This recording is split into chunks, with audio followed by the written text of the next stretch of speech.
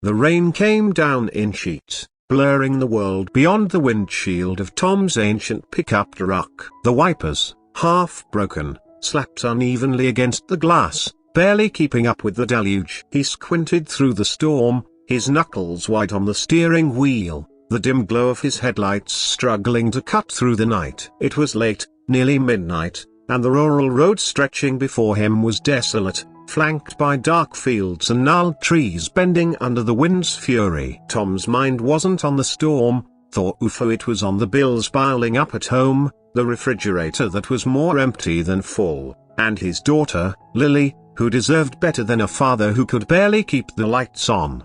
Tom was 34, but the years had carved deeper lines into his face than they should have. A single dad since Lily's mom walked out 6 years ago, he worked double shifts at the auto shop, fixing cars for folks who looked at him like he was invisible. Every dollar went to Lilia, her school supplies, her second-hand clothes, the occasional treat to see her smile. But it was never enough. The landlord was breathing down his neck, and the hospital bills from Lily's asthma attacks last winter still loomed like a guillotine. He'd taken this late-night tow job for extra cash, hauling a broken-down sedan from the outskirts of town. The pay was barely worth the gas, but every cent counted. The road curved sharply, and Tom eased off the gas, his truck rattling over the uneven asphalt. That's when he saw a glint of metal in the ditch ahead, illuminated by a flicker of lightning. A car, or what was left of it, crumpled against a tree. Its hood was mangled, steam hissing from the engine, and one headlight flickered weakly, like a dying star. Tom's heart lurched. He pulled over, gravel crunching under his tires, and grabbed his flashlight from the glove box. The rain soaked him instantly as he stepped out, his work boots sinking into the mud. He didn't think twice as someone could be hurt. "Hello," he shouted, his voice nearly drowned by the storm. The wind whipped his jacket, and he shielded his eyes, scanning the wreckage. The car was a sleek model, expensive, not the kind you saw on these back roads. The driver's side door was ajar, and as Tom approached, he saw a young woman, slumped over the steering wheel, her dark hair matted with blood. His stomach twisted. He dropped to his knees beside the car, reaching through the open door. "Hey, can you hear me?"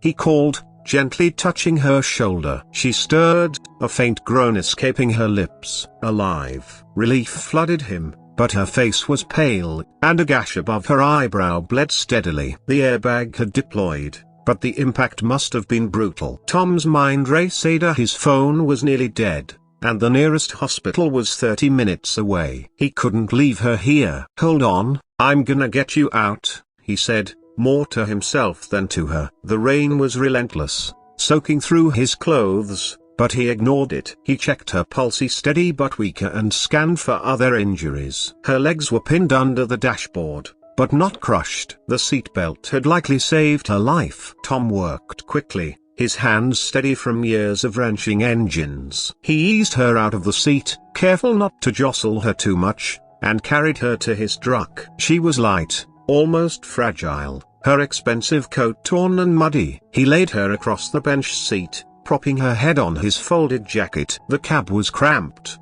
the heater barely working, but it was dry. Tom grabbed the first aid kit from under the seat, a cheap one, but it had bandages. He pressed a gauze pad to her forehead, taping it down as best he could. Her eyes fluttered open, glassy and unfocused, but she mumbled something incoherent. "You're gonna be okay," Tom said, his voice calm despite the panic clawing at his chest. He didn't know if he was lying. He climbed into the driver's seat, cranked the engine, and floored it toward town. The hospital was a small, underfunded building with flickering fluorescent lights and overworked staff. Tom burst through the doors, the woman in his arms, shouting for help. Nurses swarmed, taking her from him and whisking her away on a gurney. He stood there, dripping wet, his boots leaving muddy prints on the linoleum. A nurse asked him questions, her name, what happened to her, but Tom could only shake his head. "I don't know her. Found her on Route 17, car crashed into a tree." They nodded, jotting notes, and told him to wait. He sank into a plastic chair in the waiting room, his clothes clinging to his skin, his hands still trembling from adrenaline. The clock on the wall ticked past 1 a.m. He thought of Lily, asleep at home with the neighbor watching her. He should have called, but his phone was dead now, useless. His mind replayed the crash site, the mangled car, the woman's bloodied face. Had he done enough? Had he missed something? Their what-ifs gnawed at him, but he pushed them down. He'd done what he could. Hours passed, the waiting room emptying out except for a snoring old man in the corner. Tom's eyes were heavy, but he couldn't sleep. Around 4 a.m., a doctor approached, her scrubs wrinkled but her expression kind. "She's stable," she said. "Concussion, some bruising, a few stitches. She's lucky you found her when you did." A few more hours in that storm of broken bar she trailed off, but Tom understood. He nodded, relief washing over him. "Can I see her?" he asked, though he wasn't sure why. He didn't know her, had no reason to stay. But something kept him rooted there. "She's resting," the doctor said. "But she asked about you, said to thank the guy who pulled her out." Tom managed a tired smile. The doctor handed him a clipboard with forms. "We need some info for her records. You don't know her name, but anything you can provide helps." Tom filled out what little he knew: time of the crash, location, the state of the car. He handed it back and stood, his joints aching from sitting too long. "I should go," he said. "Got a kid at home." The doctor nodded, and Tom headed for the door, the rain still pounding outside. He didn't expect to see the woman again. He'd done his part, and that was enough. Back home, Tom slipped into the small apartment he shared with Lily. The neighbor, Mrs. Carter, was dozing on the couch. She waved him off when he thanked her, muttering about checking on her own kids. Tom peeked into Lily's room, where his 7-year-old slept, her blonde curls splayed across the pillow. His chest tightened. Everything he did was for her, but it never felt like enough. He collapsed onto the couch, too exhausted to change out of his damp clothes, and fell into a restless sleep. The next few days were a blur of work and routine. Tom didn't think much about the crash, though it lingered in the back of his mind. He focused on Lilia helping with her homework, fixing her breakfast, ignoring the eviction notice taped to his door. The auto shop was busier than usual, and he stayed late, greasy and bone-tired, to cover the extra hours. Life didn't pause for heroics, and he wasn't the type to dwell on what he'd done. A week later, he was under a car, wrestling with a stubborn bolt, when his boss called him to the office. "Some ladies here for you," he said, jerking a thumb toward the waiting area. Tom wiped his hands on a rag, puzzled. Customers didn't usually ask for him by name. He stepped into the cramped waiting room and froze. It was Hera, the woman from the crash. She looked different, upright and polished, her dark hair pulled back, the gash on her forehead now a neat row of stitches. She wore a tailored coat, and her presence seemed to fill the room, turning heads among the other mechanics. "You're Tom?" she asked, her voice clear but soft. He nodded, suddenly self-conscious of his grease-stained overalls. "I'm Elena Harper. You saved my life." Her eyes held his, steady and intense, and Tom shifted uncomfortably. "Just did what anyone would," he muttered, glancing at his boots. "Glad you're okay." Elena smiled, a small, genuine curve of her lips. "Not everyone would have stopped in that storm. I owe you." She reached into her bag and pulled out an envelope. Tom's stomach sank. He didn't want a reward, didn't want to feel like he'd done it for money. But before he could protest, she pressed it into his hand. "It's not what you think," she said, reading his expression. "Just open it later." He nodded, unsure what to say. Elena lingered a moment, like she wanted to say more, then turned and left, her heels clicking on the concrete floor. Tom stuffed the envelope in his pocket and went back to work, trying to ignore the curious stares from his coworkers. That night, after Lily was asleep, he sat at the kitchen table and opened it. Inside was a check of $50,000, made out to him. His breath caught. There was a note, too, in neat handwriting, "For a man who deserves more than he asks for. This is just a start. Elena." Tom stared at the check, his mind reeling. It was more money than he'd ever seen, enough to pay off the hospital bills, the back rent, maybe even move to a better place for Lily. But it felt wrong, like charity he hadn't earned. He set it aside, unsure what to do. The next morning, he called the hospital to check on Elena's records, hoping to return it. They told him she'd been discharged, no forwarding address. He didn't know it then, but Elena Harper wasn't just a grateful stranger, she was a name that carried weight, a woman whose wealth and influence reached further than he could imagine. The days that followed were a struggle between pride and desperation. Tom kept the check in a drawer, untouched, as the landlord's threats grew louder and Lily's cough worsened in the damp apartment. He didn't know Elena was watching from afar, her gratitude turning into something more, a plan to change his life in ways he couldn't yet fathom. Tom stood at the kitchen counter, the check still tucked away in the drawer, its presence like a weight on his conscience. He hadn't cashed it. Every time he thought about it, his pride flared. Taking money for doing the right thing felt like selling his soul. But the eviction notice was now a final warning, and Lily's inhaler was running low. He'd skipped meals to stretch their grocery budget, and the ache in his stomach was becoming familiar. The world didn't care about his principles, and Lily deserved better than a father too stubborn to accept help. It was a chilly Saturday when everything changed. Tom was at the park with Lily, pushing her on the swings, her laughter cutting through the grey morning. His phone buzzed, a number he didn't recognize. He hesitated, then answered. "Tom, it's Elena Harper." Her voice was unmistakable, calm but purposeful. "I'd like to meet today, if you're free." He froze, the swing creaking as Lily hopped off. "Why?" he asked, blunt but not rude. "I want to thank you properly," she said. "And I have a proposition. Can you come to the city? I'll send a car." Tom's first instinct was to refuse, but Lily tugged at his sleeve, asking for a snack. His wallet was empty. He swallowed his pride and agreed. The car that arrived was a sleek black SUV, the kind that didn't belong in his crumbling neighborhood. Lily's eyes widened, and Tom felt a pang of embarrassment as he buckled her in. The driver, a quiet man in a suit, took them to a high-rise in the city, all glass and steel. Elena's office was on the top floor, a sprawling space with views of the skyline. She stood by a window, poised and professional, but her smile was warm when she saw them. Lily clung to Tom's hand, shy but curious. "Lily, right?" Elena knelt to her level, offering a coloring book from her desk. "There's a lounge next door with snacks. Want to check it out?" A kind assistant led Lily away,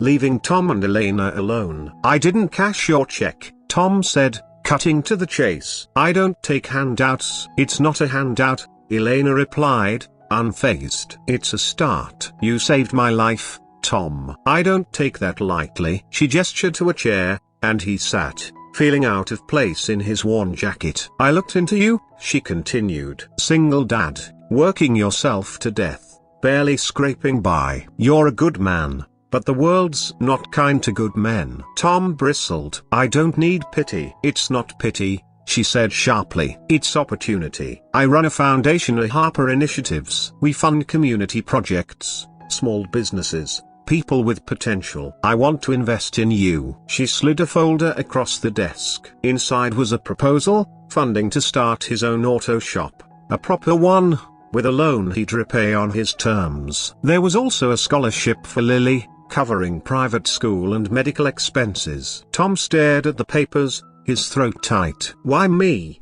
he asked, voice low. "You don't know me." Elena leaned forward. "I know enough. You risked your life for a stranger. You didn't hesitate. That tells me who you are." She paused, her eyes softening. "And I know what it's like to feel alone, to fight for every scrap. I wasn't always a broken bar this." She gestured to the office, the wealth around her. "I got a chance once. I'm giving you one." He wanted to argue, to walk away, but Lily's laugh echoed from the next room. This wasn't just about him. He thought of the eviction, the empty fridge, her future. "What's the catch?"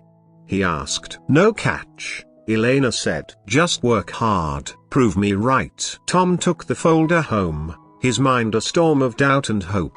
Over the next weeks, he met with Elena's team, signed papers, and watched his life shift. The auto shop opened 6 months later, a modest place with his name on the sign. Business was slow at first, but word spread that Tom was fair, skilled, honest. Lily started at a new school, her asthma managed with better care.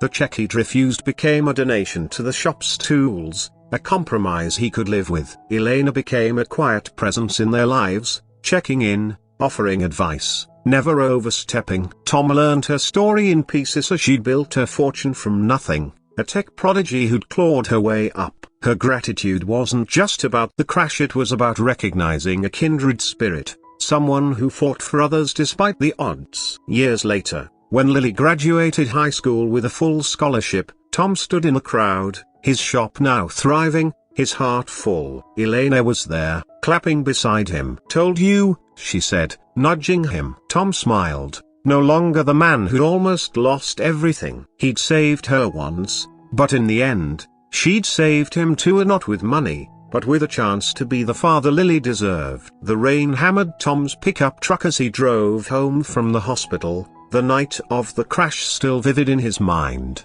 His clothes were damp, his boots caked with mud, and his thoughts were a tangle of exhaustion and unease. He'd pulled a stranger from a wrecked car on Route 17, carried her to safety, and left her in the hands of doctors. That should have been the end of it. He wasn't a hero or just a guy doing what needed doing. But the image of her bloodied face lingered, and he couldn't shake the feeling that the night wasn't done with him yet. At home, he checked on Lily, his 7-year-old daughter, asleep under a patched blanket, her soft breaths a reminder of why he kept going. The apartment was cold, the radiator wheezing, and an eviction notice glared from the kitchen table. Tom collapsed onto the couch, too tired to think about the $50,000 check he'd find a week later, or the woman behind it who'd change his life. Tom was 34, a single dad since Lily's mom left when their daughter was a toddler. He worked at an auto shop, fixing cars for people who barely noticed him, his hands calloused from years of wrenches and grease. Every penny went to Lilia, her school supplies, her inhaler, the occasional ice cream to see her smile. But the bills piled up faster than he could pay them. Hospital debts from Lily's asthma attacks loomed, and the landlord's patience was thinning. That night, he'd taken a late tow job for extra cash, which led him to the crash. He didn't expect thanks, didn't want it. All he wanted was to keep his daughter safe and fed. A week later, he was under a car at the shop, wrestling with a rusted muffler, when his boss called him to the front. A woman stood in the waiting area, polished and out of place among the oil-stained calendars and plastic chairs. It was Elena Harper, the woman from the crash. Her dark hair was neat now, the gash on her forehead stitched, and her tailored coat screamed money. "You're Tom?"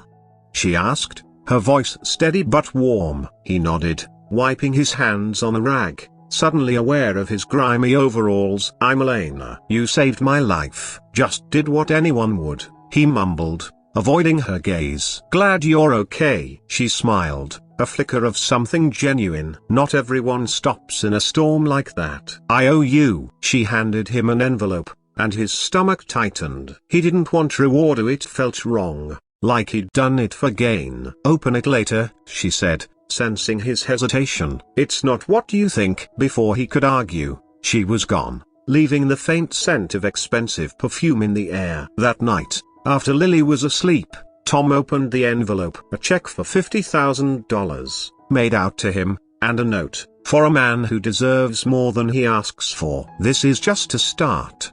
Elena." He stared at it, his mind spinning. It was enough to clear the hospital bills, pay the rent, maybe get Lily new clothes. But his pride recoiled. He hadn't saved her for money. He tucked the check in a drawer, unsure what to do, and tried to forget it. Life didn't pause for moral dilemmas. Lily needed breakfast, the shop needed him, and the landlord wasn't waiting. Tom stood in his cramped kitchen, the eviction notice now joined by a late utility bill. The drawer where he'd hidden the check seemed to hum with possibility, but he ignored it. He wasn't a charity case. He'd find a way. Like always, Lily was at school, her backpack patched with duct tape, and Tom was due at the shop in an hour. His phone buzzed, an unfamiliar number. He answered, half expecting a bill collector. "Tom, it's Elena Harper." Her voice was clear, professional, but there was an undercurrent of warmth that caught him off guard. "I'd like to meet today, if you can. I have a proposition." He hesitated, his thumb hovering over the end call button. "Why?" he asked, his tone sharper than he meant. "I want to thank you properly," she said. "And I think you'll want to hear this. Can you come to the city? I'll send a car." Tom's instinct was to say no. He didn't trust people who threw money at problems, and he didn't know her. But Lily's cough had worsened, the apartment's damp walls no help, and his wallet held $3. He glanced at the drawer, then at the eviction notice. "Fine," he said. "But my daughter's with me." "Bring her," Elena replied without missing a beat. "I'll make it quick." The car arrived an hour later, a black SUV that looked alien in his run-down neighborhood. Lily's eyes went wide, her small hand gripping Tom's as they climbed in. "Is this a limo?"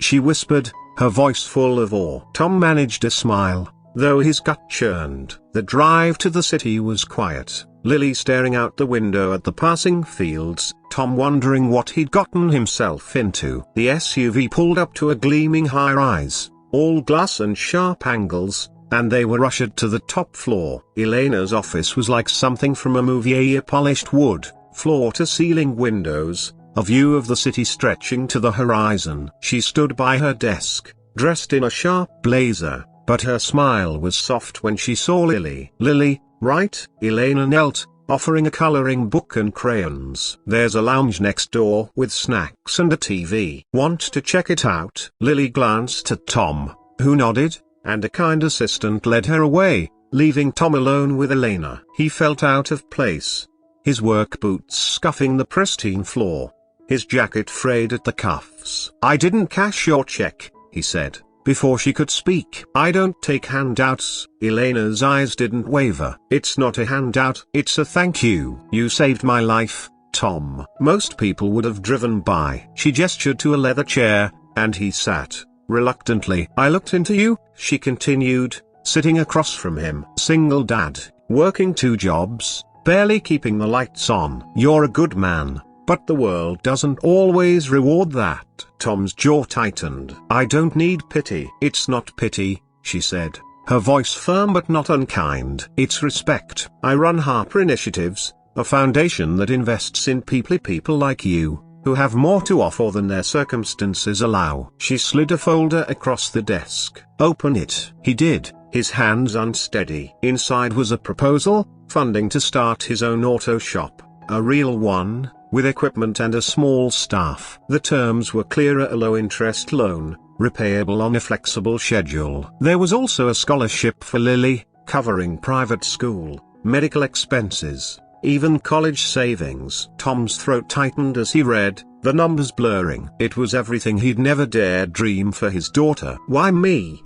he asked, his voice rough. "You don't know me." "I know enough," Elena said. "You stopped in a storm, risked your life for a stranger. That tells me who you are." She leaned forward, her gaze steady. "I wasn't always a broken bar this." She gestured to the office, the wealth around her. "I grew up with nothing, clawed my way up. Someone gave me a chance once. I'm giving you one." Tom's mind raced. He wanted to argue, to walk away, but Lily's laughter drifted from the next room. This wasn't just about him. "What's the catch?"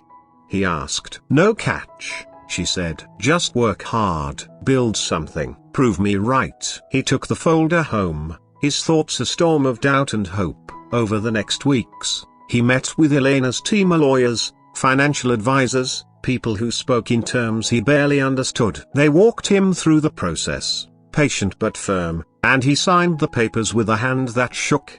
The check he'd refused became seed money for tools, a compromise he could stomach. Elena didn't hover, but she checked in, her calls brief and to the point. She wasn't offering charity, she was offering a partnership. The auto shop opened 6 months later, a modest building on the edge of town. Tom's Auto, the sign read, simple but his. The first weeks were slow, the lot empty except for his old pickup. He worked late, tweaking engines, cleaning the bays, wondering if he'd made a mistake. But word spread that Tom was fair, his prices honest, his work solid. Customers came, then returned, bringing friends. He hired 2 mechanics, kids from the neighborhood who needed a chance like he had.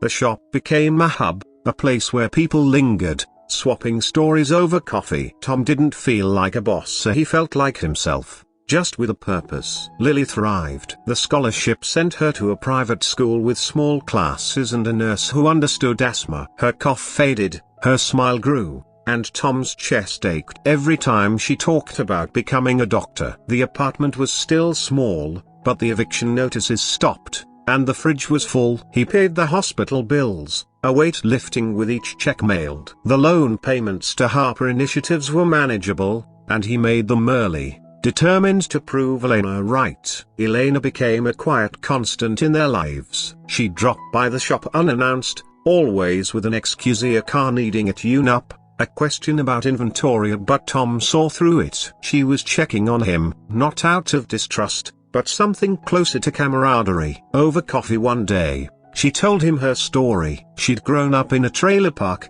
her parents gone by the time she was 16. A tech startup had been her ticket out, built from late nights and sheer will. The crash, she admitted, had shaken her, and not just the injury, but the reminder of how fragile it all was. "You gave me a second chance," she said. "I wanted to give you one too." Tom listened, his coffee cooling. He saw her differently, and not a millionaire playing savior, but a woman who'd fought her own battles. Their talks grew longer, less formal. She'd bring Lily small gifts: a science kit, a book about space, and Lily started calling her Miss Elena, her shyness giving way to trust. Tom didn't know what to call it: our friendship, gratitude, something else, but he felt lighter around her, like the world wasn't all sharp edges.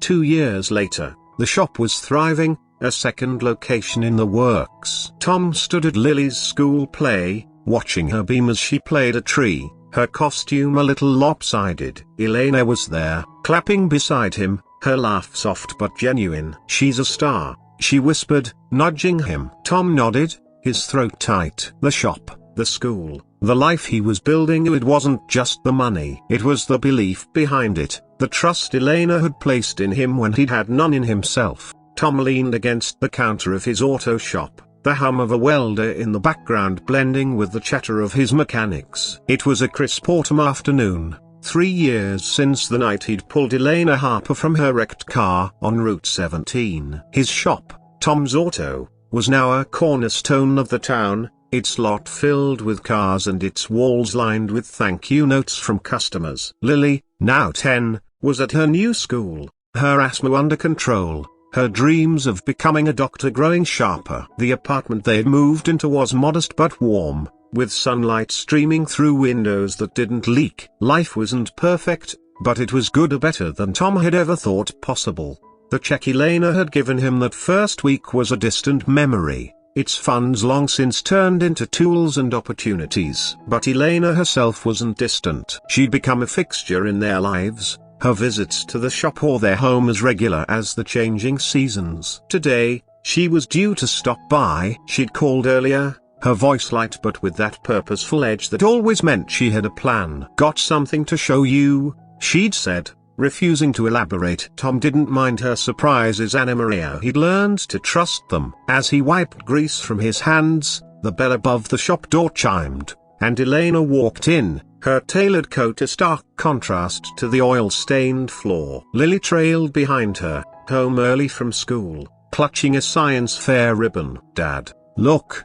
she beamed, waving the blue ribbon. "First place." Tom's heart swelled. He hugged her, lifting her off the ground. "That's my girl," he said, ruffling her hair. Elena watched, her smile soft but knowing. "She's a genius," Elena said. "Like her dad." Tom snorted, setting Lily down. "Genius at fixing carburetors, maybe." "What's this thing you wanted to show me?" Lily scampered off to show the mechanics her ribbon, leaving Tom and Elena alone in the small office. She pulled out her tablet, swiping to a blueprint. "This," she said, turning the screen toward him. It was a plan for a community center, a classrooms, a garage for vocational training, a clinic. The address was local, just a few blocks away. "What's this got to do with me?" Tom asked, though he had a hunch. Elena's ideas always seemed to pull him in deeper. "It's the next step," she said. "Harper Initiatives is funding it,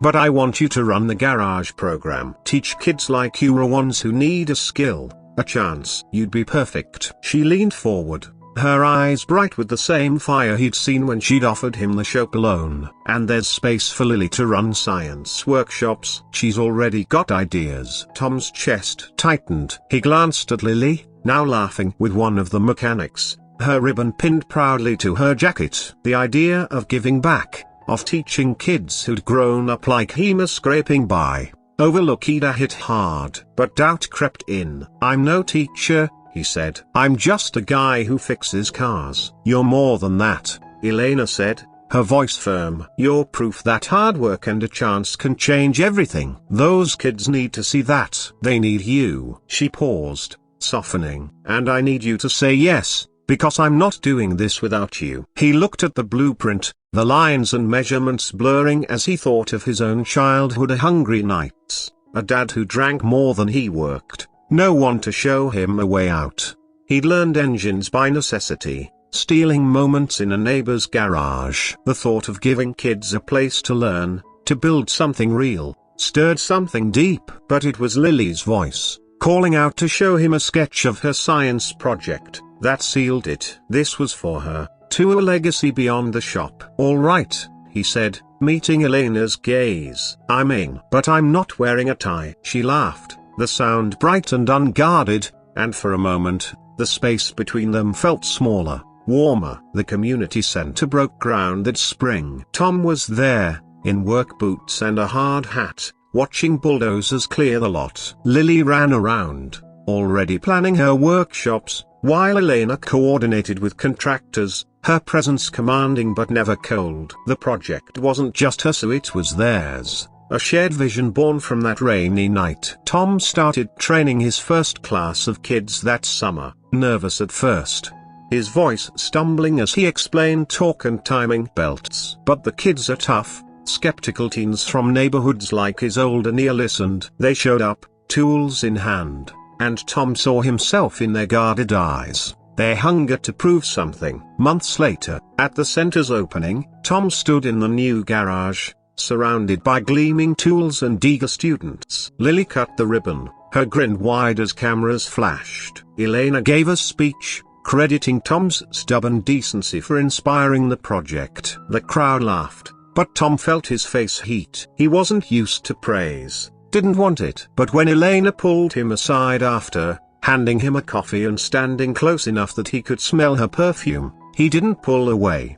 "You did this," she said, gesturing to the bustling center. "Not me." "We did it," he corrected, his voice low. She smiled, and for the first time, he let himself wonder what else they could build, and not just shops or centers, but something personal, unspoken. He didn't say it, though. Not yet. That night, Tom and Lily sat on their apartment's small balcony, stars faint above the town's lights. She leaned against him, her science fair ribbon pinned to her backpack nearby. "Miss Elena says you're a hero," she said, yawning. Tom chuckled, shaking his head. "I'm just your dad." But as he looked out at the town, the shop's sign glowing in the distance, he felt something shift. He'd saved Elena once, in a storm that could have ended her. She'd saved him too, not with money, but with belief for a chance to be more than he'd thought possible. And now, together, they were saving others, one kid, one dream at a time.